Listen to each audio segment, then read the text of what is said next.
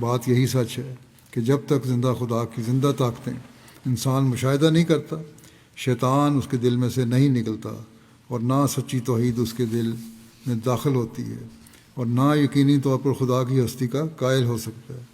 اور یہ پاک اور کامل توحید صرف حضرت صلی اللہ علیہ وسلم کے ذریعے سے ہی ملتی ہے۔ بس یہ سچی توحید ہے جس کی تلاش کی ہمیں کوشش کرنی چاہیے، جستجو کرنی چاہیے، اپنے ایمان کو اس معیار تک پہنچانے کی کوشش کرنی چاہیے جہاں ہر قربانی کے لیے ہم تیار ہوں۔ حضرت صلی اللہ علیہ وسلم کے ساتھ بھی سچا عشق اپنے اندر پیدا کریں۔ اس زمانے میں اللہ تعالیٰ نے حضرت صلی اللہ علیہ وسلم کے غلام صادق کو توحید قیام کے عمل کو جاری رکھنے کے لیے بھیجا ہے، اور ہم نے آپ کی بیعت کی ہے اس کے لیے، اور پھر اس کے لیے ہمیں بھرپور کوشش کرنی چاہیے کہ ہم اس کا حق ادا کرنے والے ہوں، اور اس کے لیے دعا بھی کرنی چاہیے۔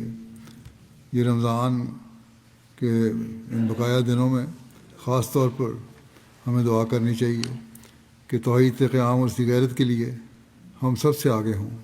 اللہ تعالیٰ